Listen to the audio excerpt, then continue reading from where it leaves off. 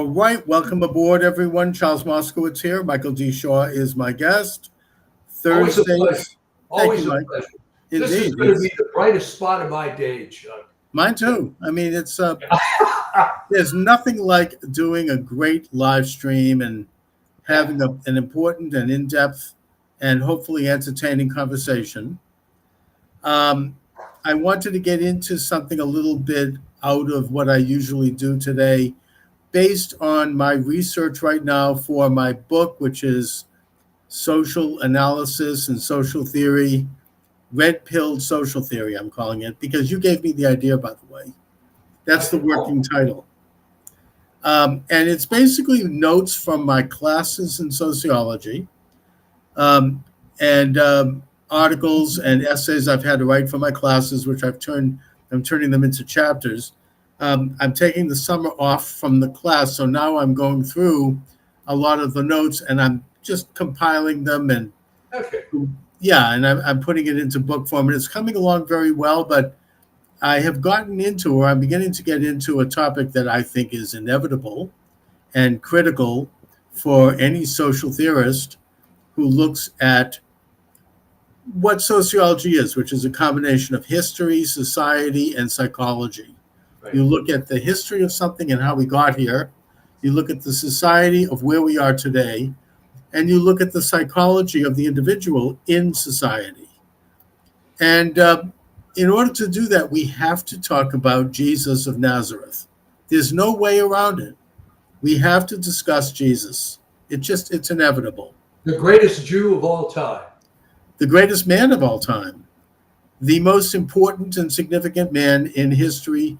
I'm not obviously getting into theological talk about it, not directly anyway, because that's not the topic of my book. My book is looking at him and his ministry and what he represents, how he's impacted the world. And in a way, I'm starting out by addressing a religious question.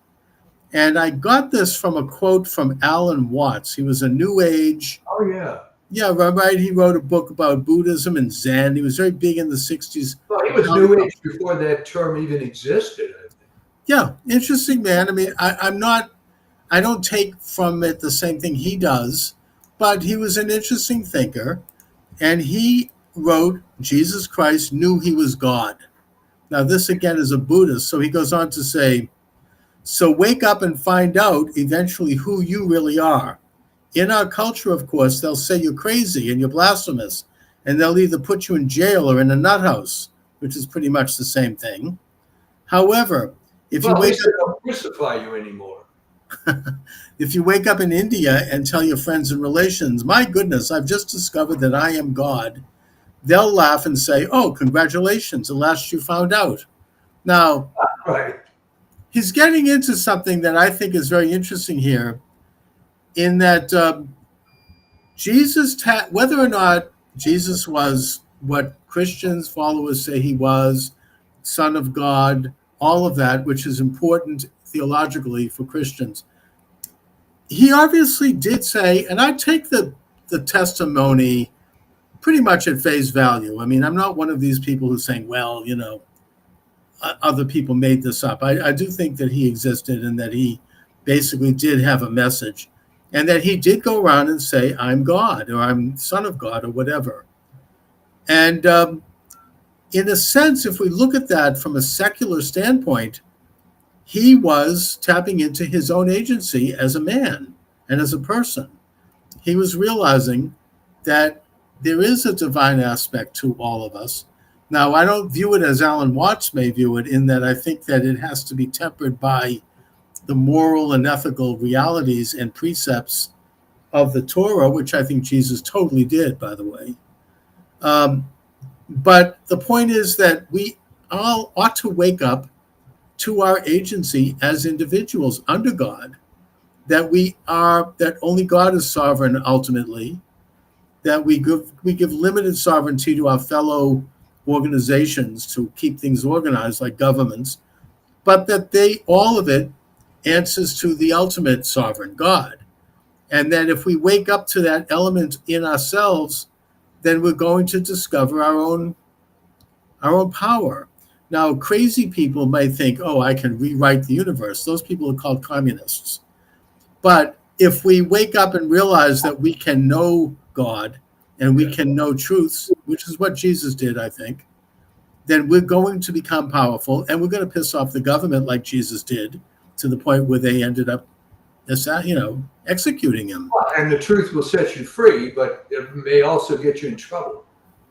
That's right. And he went the full length in terms of, putting his neck out and declaring truths. And I mean, I think that when he said, I've come here to fulfill the Torah, I take maybe a Jewish view of that, in that he came here to be like the prophets, in that I'm here to revive the Torah, to live the Torah, to wake everyone up to the powers of Torah in your life, which is going to empower you as an individual.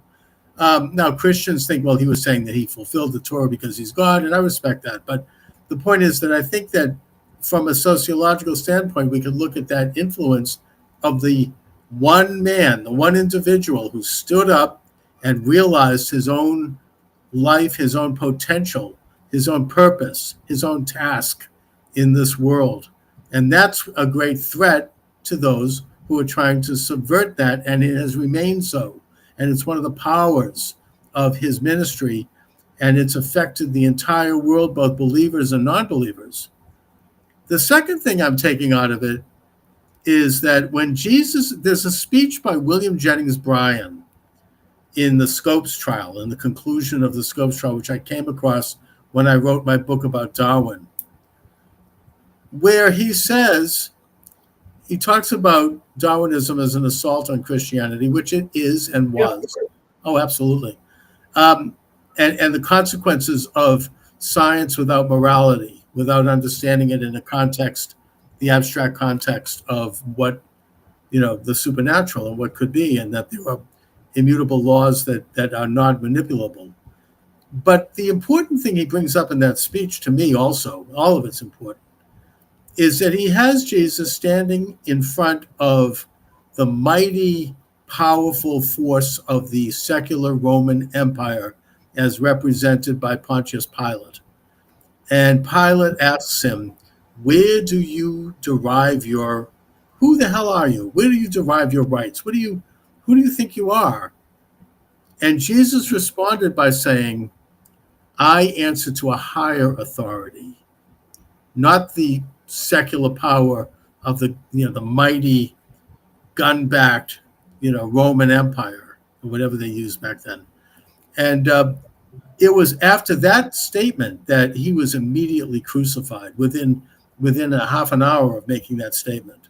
People, to interrupt, people have to understand one thing about the Romans and how they dealt with this, and why the Christians were persecuted.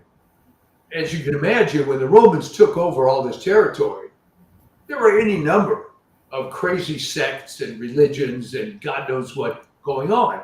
And they tolerated that, because the difference with the Christians was, unlike all these other sects that were encountered, the Christians said, no, we are correct, you are wrong. And that was the whole thing. That aggravated the Romans. It also aggravated the Judeans. Right? I mean, to the point where after Jesus was crucified, you had, back then Christians were thought of as Jews, and they were still in the fold of being Jews. That changed really later, but they would go into synagogues and they would start to proselytize. They would teach about Jesus. And it was very aggravating for the rabbis, to the point where they actually put a few sentences at the end of the prayer that you have to repeat in the service. But for a Christian to say those things, they would have to denounce the divinity of Jesus. Now, Christians are very annoyed about that. They say, oh, this is anti-Christian. Not really. It was just, it wanted to stop proselytizers from being so annoying and coming into the shul and harassing people. And that according to legend, one of the guys who was very angry about this and driven out of the synagogue was St. John, the gospel writer, which is why his gospel has a lot of anger toward Jews. Anyway, not to get off on a I side. mean, that's a reasonable point. Yeah. But it was Paul who decided that he was going to go after the Gentiles, Right. and try to convert them. Well, he also created. I mean, I didn't really want to go into theology here, but he sort of reinvented the whole religion in a way. This whole idea of the Messiah as, Son of God and dying for the sins, all of that was Paul. I'm pretty sure that was not the early Christians. The early Christians believed that Jesus was the Messiah, but their belief was is still in the fold of Judaism. Jews have had a problem accepting this idea of man as part God. I mean, that's just a difference of theology. I'm not bringing that up to criticize that belief. I think it's fantastic. No, but where it sort of bifurcated was, you're right. The original concept was all these early Christians are Jews. So then the thing came up, okay, now we're bringing in these converts. Joe Blow, the Greek guy. Right. Does he have to be circumcised? Right. It became a reform. They didn't have to be kosher any longer because the Torah was written on your heart. And I respect that. That's actually very much the Reformed Jewish movement, which I respect also. This idea that belief comes from belief. It's it's a Martin Luther advanced that also with the idea of sola scriptura, that, faith and faith alone. And I think that the Catholic Church retains the Judaic idea that there's also an aspect of works. Yeah, there's faith in works. And in Judaism, they call that mitzvahs, where you have to do good. You have to actually contribute something to someone else or to your own life or to your community to make a better world. You have to, by doing good deeds, by doing charity, by being compassionate, recognizing that there's also sin, which you are obligated to try to correct and pay a penance for that. In Judaism, the system is, Catholicism has this brilliant thing called confession, which I think most Jews are envious of because it's fantastic. You can confess a sin and do a penance. But in Judaism, it's sort of the idea on Yom Kippur, where not only do you have to acknowledge the sin or the wrongdoing if it's against another person, but then you have to make recompense. It's not enough to ask forgiveness. You have to, there's a monetary reward, or you maybe volunteer to go to prison, or if it's really bad sin, you stand up and you agree to be executed, a death sentence if you committed murder. And that's the only way to really repair your soul. That's doing penance for sin. But ultimately, you're saved by works. You're saved by earning it. You have to go out and make yourself something. I mean, that's very scriptural. In the Gospel of St. James, he makes the point that faith without works is dead. Luther had his own problems with the church. And it was really, not to go off on a huge tangent, but the deal with Luther was there were a lot of problems in the Catholic Church. And he took advantage of that as a springboard to his so-called reforms. But it was kind of throwing out the baby with the bathwater. And 1,500 to 2,000 Protestant sects ended up being formed. But we're getting away from Jesus the man. That's right. Yeah. And also Jesus the man represents, he derived his ministry from Jewish principles, which were, and the better elements of them at the time, but they were also unique to him. He brought the issue of honor your mother and father to the point where he spent special emphasis on the mother. And in fact, the holiday of Mother's Day is something that was established by Jesus. And that he also honored the children as human beings. Yeah. There's a scene in the New Testament where he's visiting one of his followers who has children, and he spends time sitting with them on the floor and playing with them and giving them little dolls and just really like giving them attention. That's something that was unheard of up until then. So, and it's something that affected all of society. So he had a lot of innovations that were very profound in terms of how we view ourselves and how we view people in our in the community and in the country and in the world. And I think that has had a reverberant effect. I've heard Christians occasionally all my life, particularly Catholics more so, say something like, if they're dealing with a controversy, they're dealing with a crisis, they're dealing with a confusion, they'll ask themselves, what would Jesus do? Right.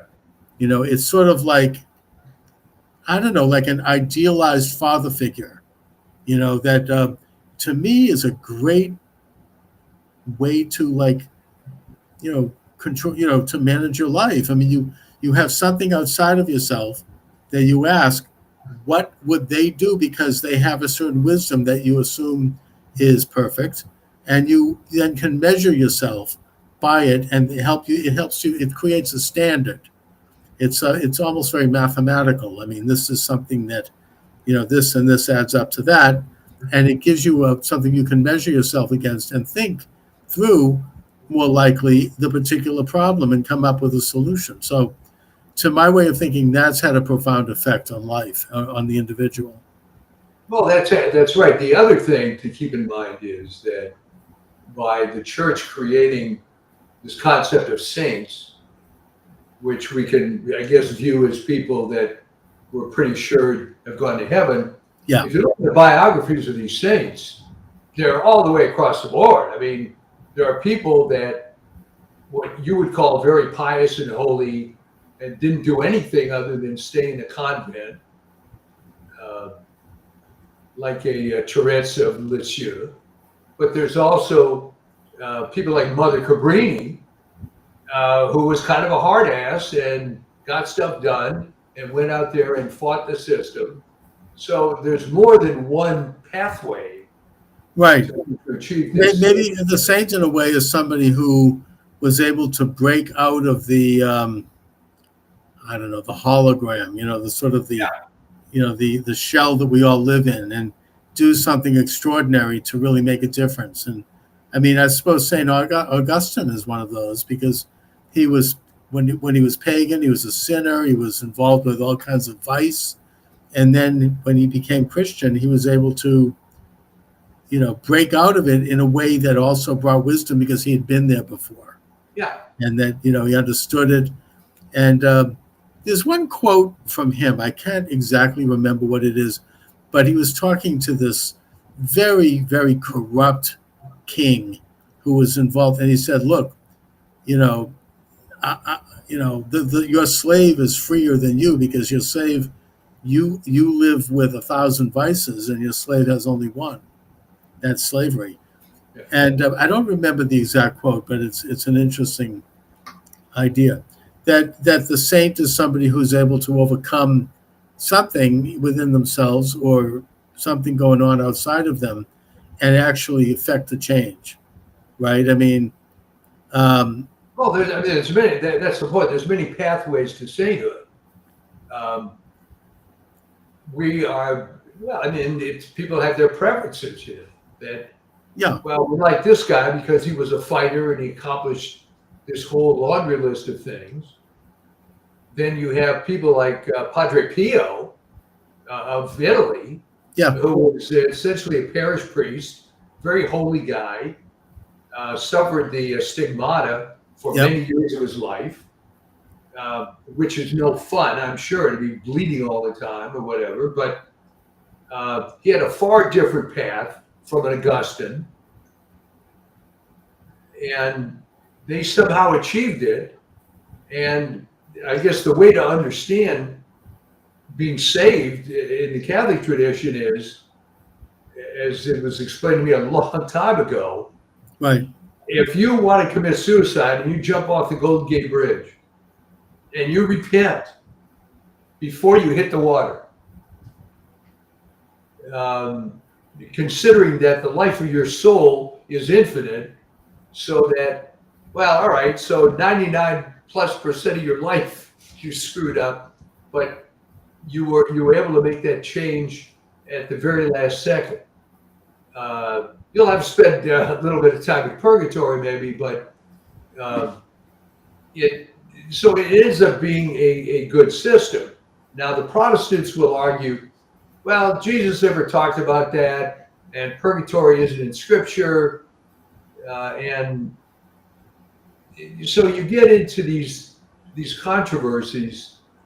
But in Jesus' time, remember the famous story, which ends with that statement that everybody knows: "He who was without sin cast the first stone." Right. He was taking the part of the sinful woman, because when you read that passage, you're struck by how one-sided the attitude of the crowd is. Well, this woman was caught in the act of adultery. Well, what about the guy? You know? Right. Yeah. And The other thing I think that goes with that statement, correct me if I'm wrong, is that he said, "He who has not sinned shall cast the first stone."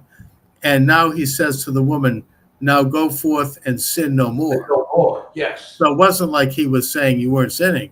It wasn't like, because some people maybe on the left have used that to say that you shouldn't judge sin. You shouldn't judge anybody. Oh, no, that's exactly right. And of course, if you read the passage, they make kind of a deal about the fact that as Jesus is sitting there, he's writing stuff in the dirt. They never say what it is, but the interpretation has been that he's looking at all these guys who have the stones, and he's kind of writing in the dirt what their sins are. And so taking the part of that woman was unique for the time. Yes. Another one of these great moments of insight into the agency of the individual. I mean, that we actually can step outside of this grand parade that we're all in. There's a French word for this by this author I used to like, Parade d'elle or something, where we're all like marching along, and suddenly there's a moment of awareness, and that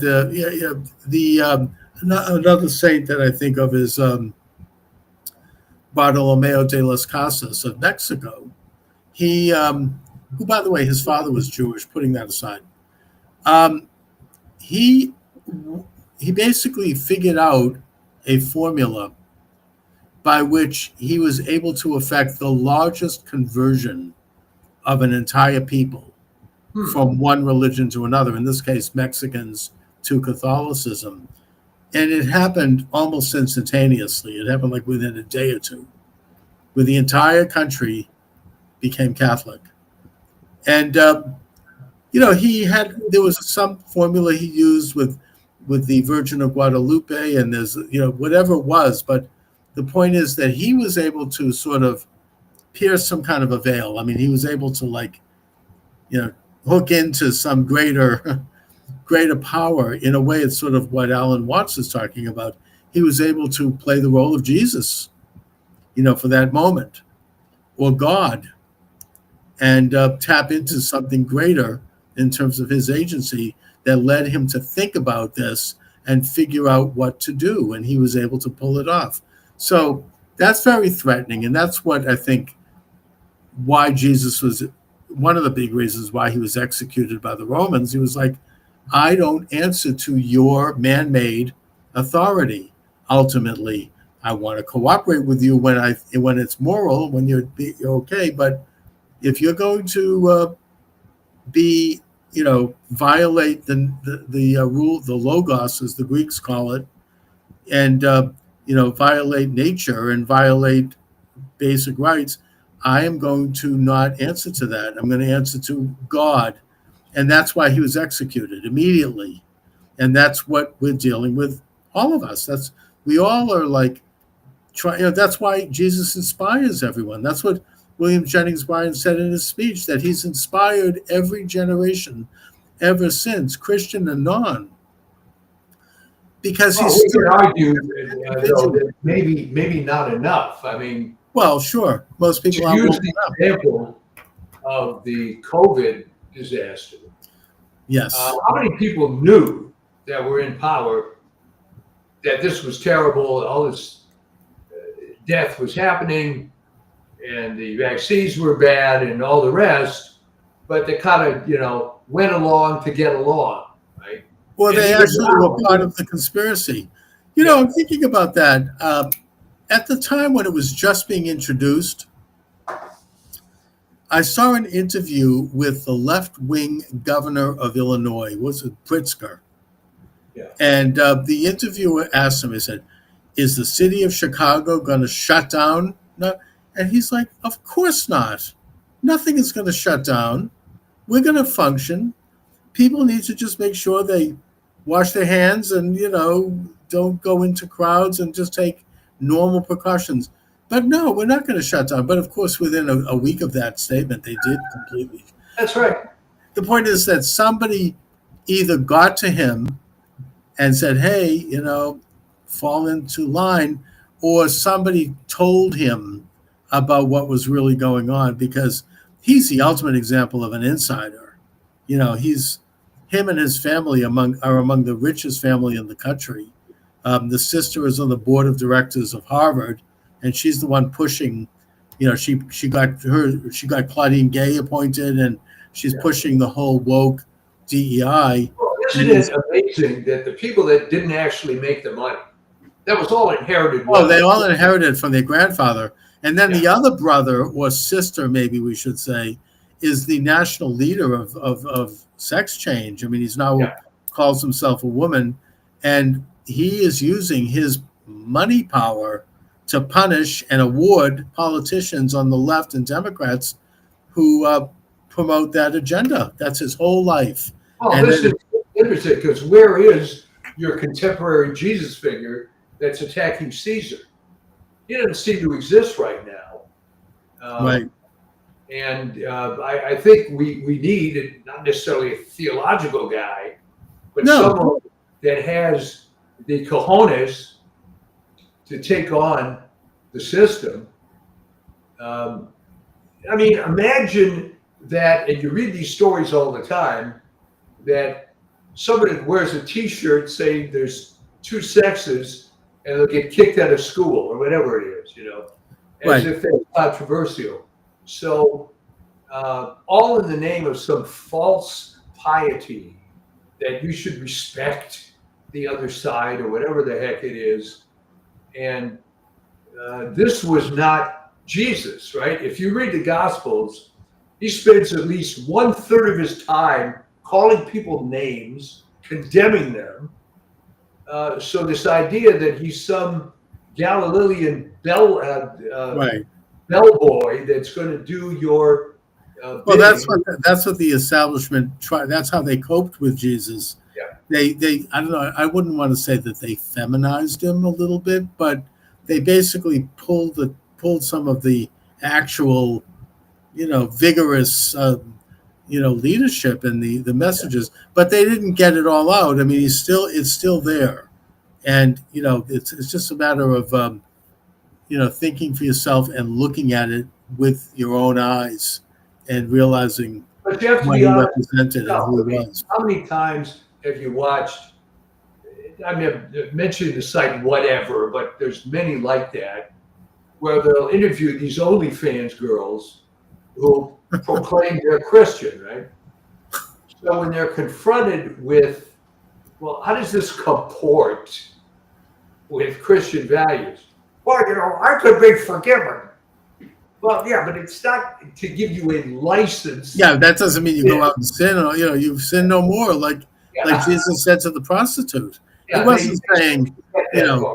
he wasn't offending her. He was saying, repent and sin no more. I mean, it's not as you say, but yeah, I mean that's funny. I visited some very leftist relatives a couple of days ago. I'm not Gotta going have to them on the show. Have them on the show. and these are people that I have known all my life. I love them in a way, and they're it's a sad situation. So I didn't want to get into anything with them. Right. It's kind of like I want to have everybody smiling. But I don't know if they represent what's going on right now with the Trump haters, but it's almost like it's really the centerpiece of their lives. All of them, the three of them. And to the point where one of them says to me, "Oh, I'm afraid to go outside." And I'm like, "Why?" "Because I'm going to be deported." And I'm like, "What do you mean? You're a citizen." And, I mean, unless you're hanging out with a Tren Agua, maybe, but, you're not, but they're like, it's almost like they've been so mentally besotted with rage, Well, and I their think, faces are twisted with hate, and they didn't speak to me directly. They kept making these comments so I'd hear them to see if they could get a reaction out of me. And I just kind of smiled and smirked a little, and I just didn't want to get into it with them. This is old left. This isn't even like any kind of present sophistication. This is because they were the same way actually with Bush. I mean, this is like old, you know, I think that the left they were like this with Reagan probably. I'm old enough to remember the way people felt about Nixon. yeah. Oh, I mean, they had no idea what Watergate was about, but they were filled with this hate and their faces were drained of blood. I mean, I would probably guess they were like that even with Eisenhower. I'm not old enough to remember. Maybe Eisenhower got a pass because he was the supreme leader, general of World War II. I don't know, but it's something that's really deranged. I know that Charles Krauthammer coined that term, Trump-Bush derangement syndrome, Yeah. and he was a sociologist and a social thinker. Well, And I it's mean, it's a Trump what's derangement. going on here is the reason they're angry all the time is that if you go back to our old topic of the model UN and so on, they were imbued at a young age with these wonderful socialist communist ideas. We're going to save the world, tikkun olam, et cetera, et cetera. Right. And the problem is it's failed miserably. More than that, it never worked anywhere, ever. So instead of realizing that this may not be the answer, they get slapped in the face 20 times a day that, this approach isn't working. So they get to a crossroads. Well, should I become red pilled because this left stuff doesn't work? Or they just see internally that everything on that side is wrong and evil, and because they're so married to their philosophy. And by the way, my guess is that these people are all atheists. Oh, absolutely. Hardcore. Hate Religion, religion. Yeah, despise. Especially, they seem to particularly hate like fundamentalist Protestant Christianity. That's like because they're going to take over the country. And I'm like, really? So what? You're going to have to swear an oath to Jesus on the Bible? What are you talking about?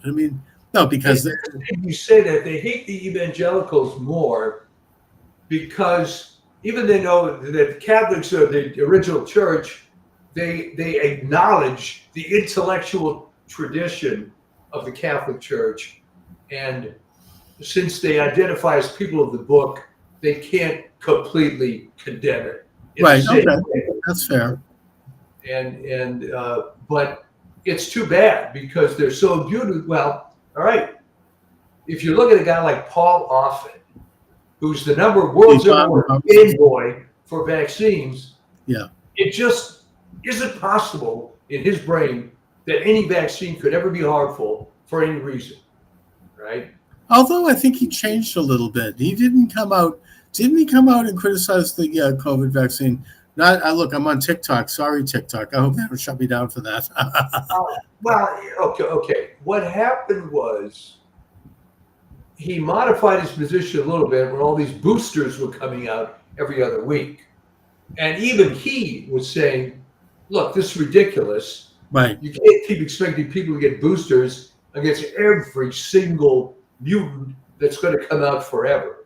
This is a broken model. And that's, by the way, exactly what they were expecting to happen. Yeah. So he was smart enough to realize this isn't like getting your polio vaccine Right. and you're good to go. Because I think they sent him out there to do some, some boostering, Well, and yeah, it I mean, and it didn't go well. he had some credibility, Right. but he lost it becoming too much of a fanboy, and um, it's one of the problems. See, that goes into one of my favorite topics. There is no science anymore because science is just a way of getting money into an academic institution. It has nothing to do with traditional science anymore. I mean, if Paul Offit were actually a scientist, he would have some critical thinking skills, which he's completely lost. Okay. So it becomes for him vaccines are a religion. All right. And it's a false idol and all this sort of thing. And that's still a religion for the left. I mean, you still can't talk about COVID.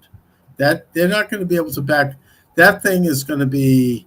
I mean, now you have Rand Paul saying he's going to indict Fauci. I hope that goes forward. I mean, he's been talking about that for years, and now that it's turned out that the EpiPen, the AutoPen, the AutoPen is forgery, and that apparently there were thousands of AutoPen usages, and that Biden wasn't even there, which is a huge scandal. That now that this has been acknowledged in congressional testimony, Rand Paul says that he can now take on Fauci, and he's going to. Well, I hope he does. I mean, Fauci really exemplifies exactly what's wrong with the government medical establishment. All right. Yeah. Fauci, born in 1940. Number one, he got into med school. I mean, it was never easy to get into med school, but when he was of the age of med school, early 1960s, if you were a decent, smart kid, you'd get into med school. Right. There's no affirmative action, there are no quotas, and So he got in. All right. Mm-hmm. What you did in those days, if you had any gumption at all, was you got your residency, you went into private practice, and you made a decent income. It was unheard of for someone out of residency to go directly into the government unless you were a stone cold loser, right? Right. So somehow he was able to translate that into making millions of dollars on various royalty agreements he got. Yeah, he'd have his name attached to a patent, and then he was handing that out to people. Yeah, friends who were spouting the party line would get these. Talk about corruption. I mean, that's it was unbelievable. They're still doing it.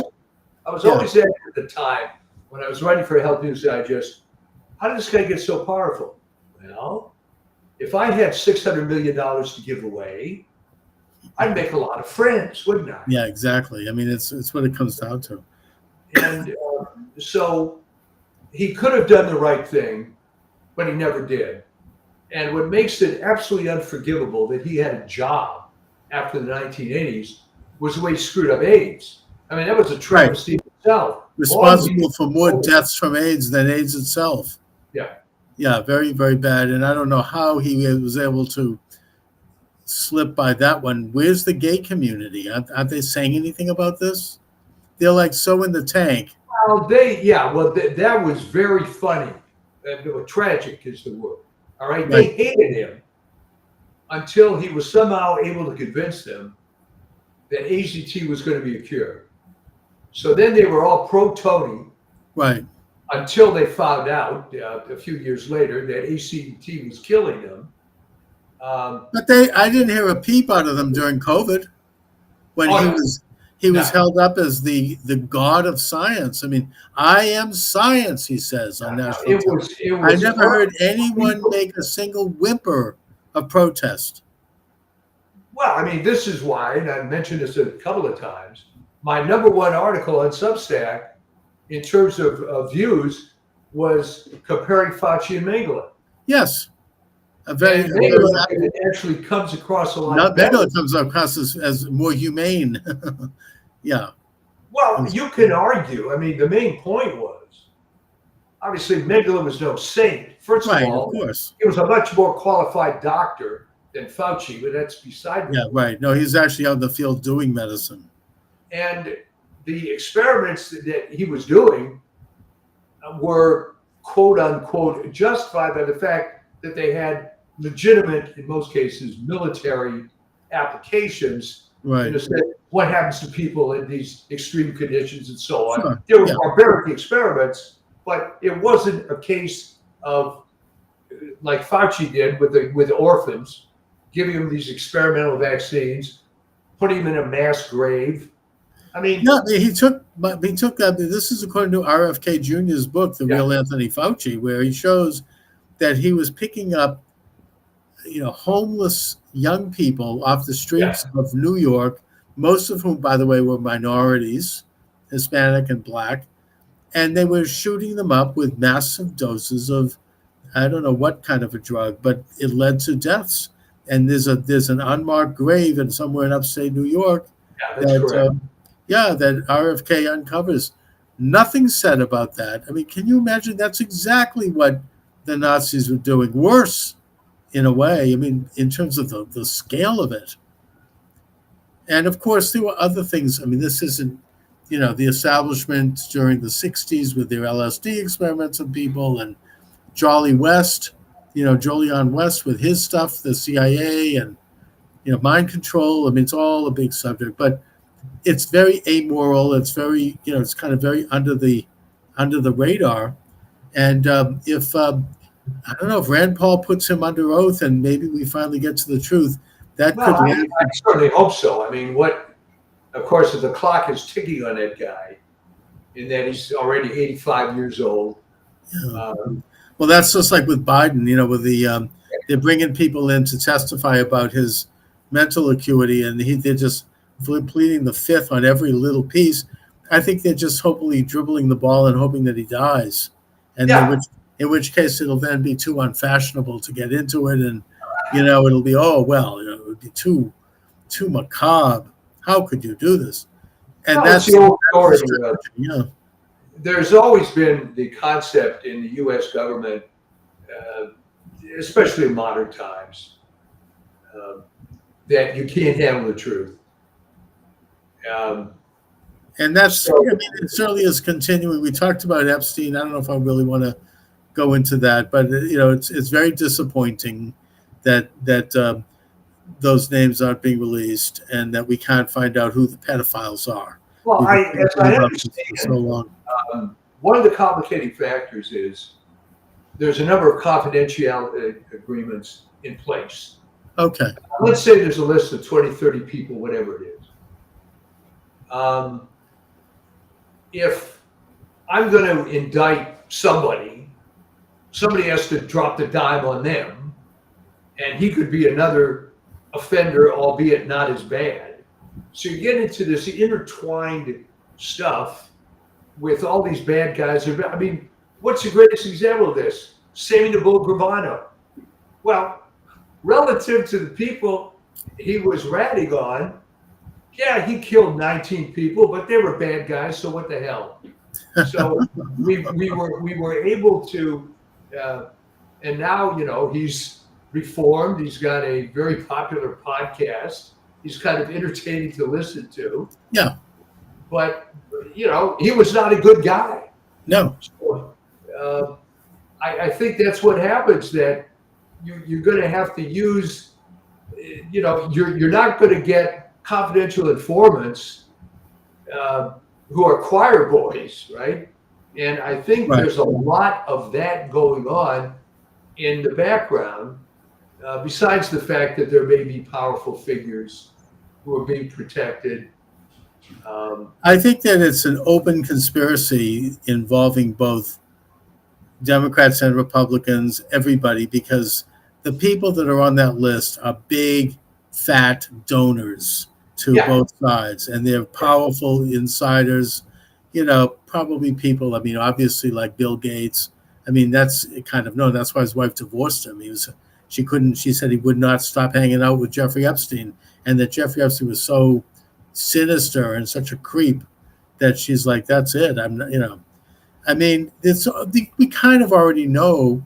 Dershowitz was just on the record saying that he knows exactly who's involved here, but he can't talk about it because of lawyer-client confidentiality. He represented Jeffrey Epstein, but he said it's a real thing. These people. There's a list, and these guys are pedophiles, and they're it's part of a. I mean, to open that door up, it's going to open up a whole. That's like with Fauci also. We're finally going to get to the deep state. It's so close. We're going to find out about Pizzagate. We're going to find out about Hillary-gate. We're going to find out all the gates. The gates of the portals of hell are going to swing open. And we're going to really clean the Augean stable that has, really made this country. Here's the thing, Chuck. It wouldn't surprise you, as a world-class cynic, if the list is ever released, you're not going to be surprised at any of the names. Right. You won't. No, we all know who they are anyways. Maybe there might be a few surprises, maybe even a Supreme Court judge, putting that aside. But some pretty powerful people would be shaken by it. And they just, look, Trump's decided he's not going to do it. And you have to kind of like look at the good and the bad. I mean, I'm disappointed, but the bigger picture is quite favorable. Okay, well, think about this. Do the thought experiment. Okay, let's say the list is published. Yeah. And you and I are not going to be surprised by any name on there. Right. Because a scumbag. We've heard about it for years. Right. Yeah. A scumbag cannot hide the fact that he's a scumbag. Now, but you got to put that in the context of people in the 1950s, which before your time, actually being surprised when it was revealed that Liberace was gay. Right. Well, back then, I mean, look, wasn't there a huge scandal that was riveting the country for like years for this guy who was accused of killing his wife? I mean, I'm just saying that there was the society has coarsened. We're not. These things are now fairly normal. Back then, there was one incident where this guy went to the top of the college tower at the University of Texas in Austin with a sniper rifle, and he took out a few people. Now that's like it's almost something that routine.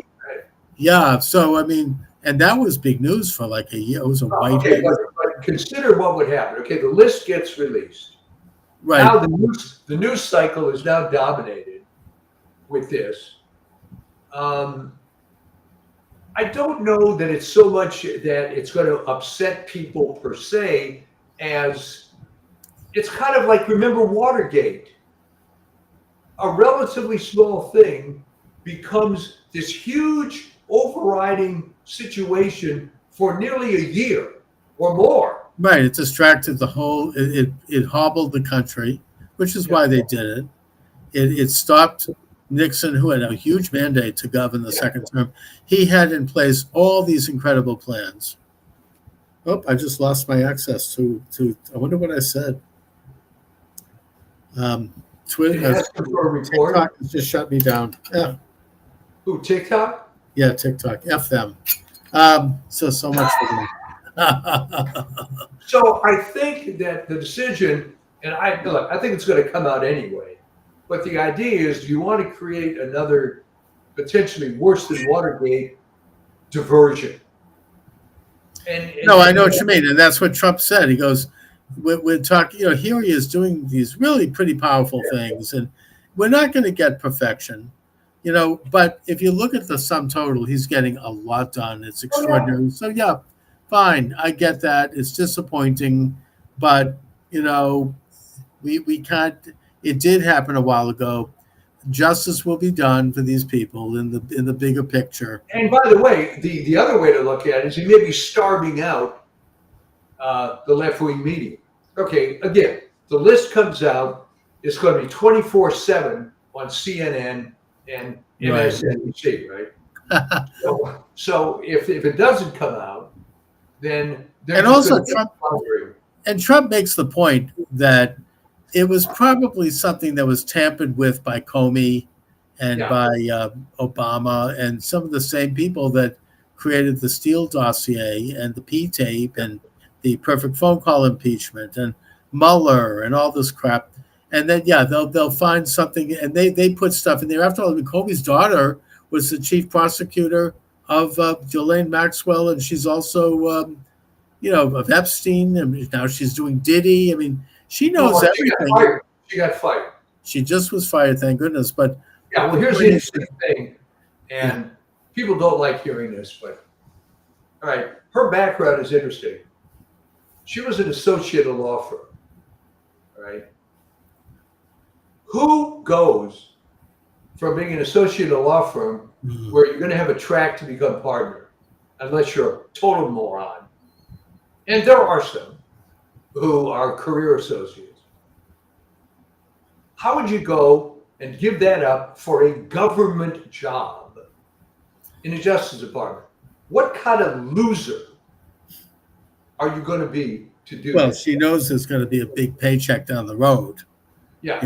She'll have a book. She'll have, they have ways to pay. The what?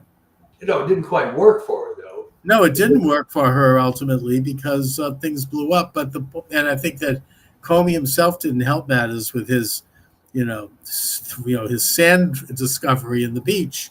86, the president. I mean, what a stupid thing I know. to do. I mean, and there he is out there trying to peddle a book that went nowhere. And there's a great video of somebody coming up to him and saying, "Hey, very respectfully, dear Mr. Director, what were you thinking when you found those shells on the beach? What was that about, Mr. Director? Can you explain that, please?" I mean, so he didn't do too well. And now they're being investigated, thank God, and maybe something will come from that. And that's the important thing. I mean, maybe, there's so much corruption and rot there that it's just going to take a long time. We have to be patient, and we'll maybe get around the edges and just gradually kind of move in on it strategically and carefully. And I trust that people like Kash Patel and Dan Bongino, whom we've listened to for many years, and some of the other people, they know what they're doing. They're surrounded by these people. I mean, and they're finding them. Laura Loomer is another one. I mean, I don't necessarily agree with a lot of the stuff she says, but she's a real journalist. She's got a degree in journalism. She actually got into it as an independent journalist. That was her plan.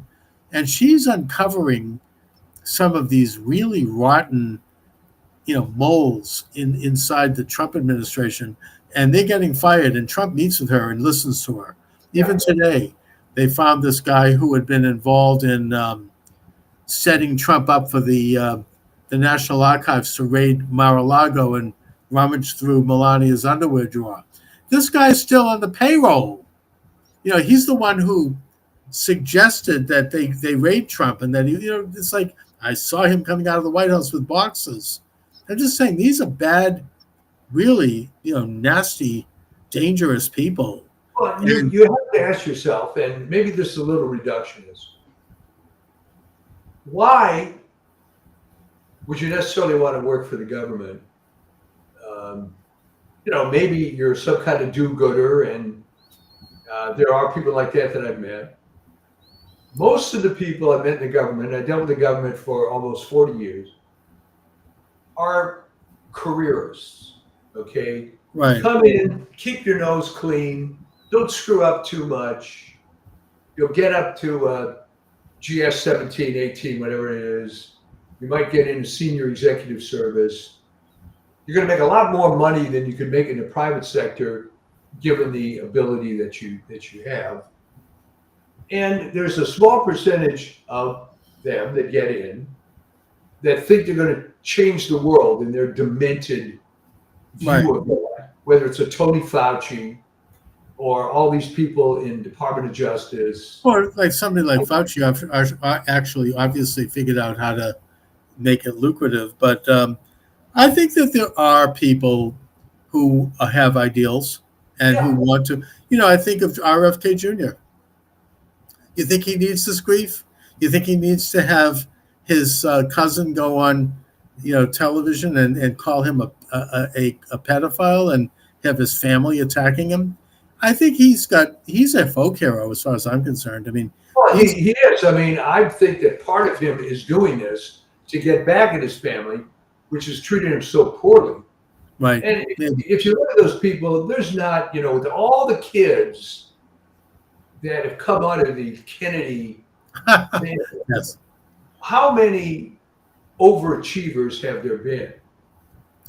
Not that generation. I mean, and I think he actually believes he wants to. He thinks of his father.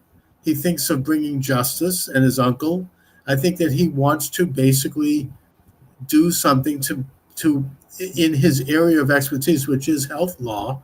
Well, right, but I mean, the point I'm making is Devoted his whole life to that.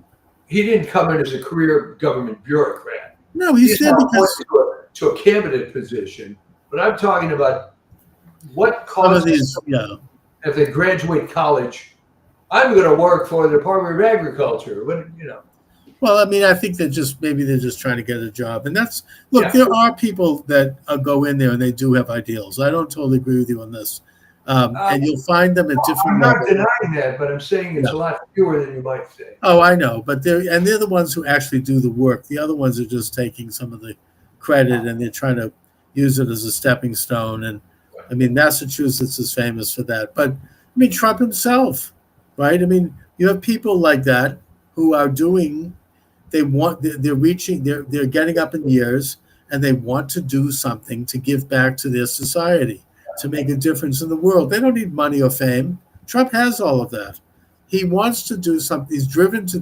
He's got a couple of things he'd like to bring up that he's been bringing up all of his adult life, and he wants to affect them. He wants a mission. I mean, I do think there are people like that, especially in this administration. I mean, there's some great people that I think like that. It's actually quite extraordinary. Oh yeah, I mean it's exceptional now. You have a guy like Bongino. He didn't need to have. He didn't need this. He's he was called upon. Janine Pirro. I mean, she was they don't need this crap. They really want to do something to give something back. They want to make a difference in the country, just like you and I want to do. I mean, if we in our own small way. They want to, we all can do our little part by bringing things up, by shining a light. There's a Talmudic expression that a little bit of light in a very dark place can change the world. Yeah. And, it's what can happen. So, but I want to bring up one more thing that's worrying me as we reach toward the end of the conversation. Sure. There's this thing called the Genius Act. Do you know about this? I don't know all the details, but they tried to slip it into the one big beautiful bill, and fortunately, there were enough people who exposed it. Actually read it to have it taken out. But now it's being again slipped into this new bill, this rescission bill, and they're not giving up. And what this is it's going to give the Federal Reserve the ability to digitize their own cryptocurrency. And it's very much like what China's doing. It creates ultimately, a cashless society where all transactions can be regulated. Oh. Mike, are you there? Somehow when I brought this up, we're having technical problems. Okay. Mike, are you there? Yeah. Yeah, we're just, for some reason you keep, maybe I'm bringing up a hot button issue here, maybe, I don't know. But the point is that there's a pretty open agenda on the part of the internationalists, the globalists, the World Economic Forum people, Charles Schwab, whatever the hell his name is, Carl Schwab, all these people to create a cashless society where all transactions can be monitored. And this is exactly what China has done. They have scores, social scores. Whereas if you don't have a good enough social score in China, which means that you're an individual who thinks for themselves, who has agency, you can't even leave the house. I mean, you can't get a car, you can't buy food, everything is regulated because they control your currency, your bank account. There's no cash. Every transaction is electronic and is viewed. And that's exactly what they're trying to do here. That's what the EMT was all about on Wall Street. What was it? This, equity, whatever. That's what DEI is all about in colleges. That's what critical theory is all about. To categorize people, put them into these categories, and then decide how they are and how not to behave. Now, people think I'm being a little tin hat here, but this is a real thing. I mean, this is, and there are people who are starting to criticize it. We have to make sure that it is a real thing. There have been videos. They've tried this in Britain, in certain locations. Guy comes into a small grocery store. Right. Can't use cash. Can't use cash. No. He gets ticked off. He takes the bills out of his wallet, puts it on the counter, and gets in an argument. Well, this was the first iteration of the cashless society. We're going to force you, and this was an experimental project. But what troubles me about it is not the fact that it exists per se, is that there's a certain number of people that support this. And I just really don't understand why. I mean, either they're ignorant or they're just, they're pushing it through. I mean, I've heard that some people in the House realize that Marjorie Taylor Greene is on it, but they just, Republicans seem to not have any idea. Look at, you mentioned Britain, and Nigel Farage. He's the leading candidate for prime minister. He had his bank account taken away. Yeah. Right? He was not politically correct. I mean, there's not freedom there anyways. It's not about stealing elections, but it's happening here too. There are people, look, I'm no admirer of Nick Fuentes, but he's entitled to his opinions. He didn't do anything. He's not advocating violence. He's not calling for the overthrow of the government. He has some opinions that are certainly not, in my opinion, correct, but he ended up having all of his assets seized. He went to the bank and they're like, sorry, you can't take anything out. No credit card, nothing. And then he wanted to get on an airplane. Sorry, you're on the no-fly list. You can't. He couldn't rent a car. He was like completely removed from society. So when you think about it, we haven't really progressed beyond elementary school, right? Where there's this little snotty girl that the teacher puts in charge when she has to leave to go to the bathroom or whatever. All right, if anybody is talking, you write their name on the board, And there's always going to be somebody like that relishes this power for whatever reason. Right. And I have no sympathy for this. But it's more than just some snotty girl. I mean, this is the Federal Reserve under Jay Powell. They're going to create a cryptocurrency. I mean, we can't let that happen. Meanwhile, he's building this palace. I mean, it's like nobody. What the hell do they do? I mean, that's a fatal flaw. He's going to fall for that one. Yeah, but talk about deep state. I mean, there's approximately 900 PhD economists on the payroll there. 900. Yeah. What the hell are they doing? I mean, they probably could do it with maybe 100 or even 50. Well, Chuck, if you're a PhD in econ, what are you going to do? I mean, all the jobs of the Major League Baseball teams are gone. And by the way, the economics has gone so far left on college campuses that it's almost as bad as sociology. It's like real Marxist, Keynesian theory. Oh, Keynes is actually conservative compared to what they're talking about now. Yeah. And it's it's all part of this agenda to control people. That's what it comes down to. I mean, it's nothing new. It's an agenda that goes back to ancient times. Every generation, every government seeks ways to manipulate people. Religions do it, I mean, everyone, they're all doing it, some for the better, some for the worse. But I mean, in a sense, again, to bring things back to the original topic, which was Jesus, he stood up as one man against the entire machine and said, sorry, I don't care what you do. I answer to a higher authority. And that's why Jesus is one of the reasons, probably the main reason, why he is the most important man to ever live. And that's why he's inspired people both Christian and non-religious and non ever since. And I think and he took on the secular establishment and the religious establishment.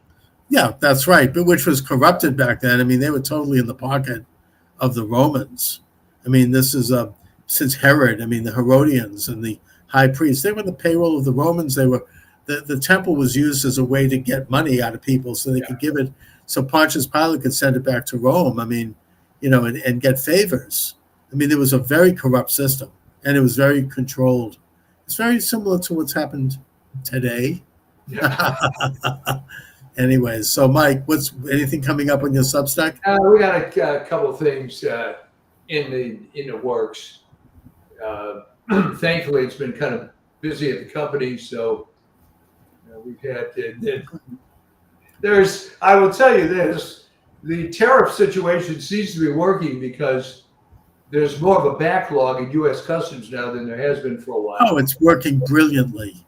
It's they're already, Besant has reported, used a figure coming out of the Office of Management and Budget, which itself is pretty left, by the way. Yeah. And they've acknowledged that they've already raised $100 billion in revenue, and that it's going to be an estimated $300 billion by the end of this year. No question about it. I mean, I'm paying 10% on everything I import. Right. And by the way, we should, just as a note of history, there was one administration and one president who completely balanced the budget and paid off the national debt. And that was Andrew Jackson. Yeah. And he did it through tariffs. That's how he did it. I mean, it's just that simple. It's been around. This isn't new. I mean, Alexander Hamilton was a big tariff guy. That's part of what sovereign nations do. You have to pay to do business in the United States, just like you have to pay to do business anywhere else. Pay to play. Exactly. All right, Mike. So next week, I'll talk to you next week. God bless America, and be well. All right, you too. See you next time. All right.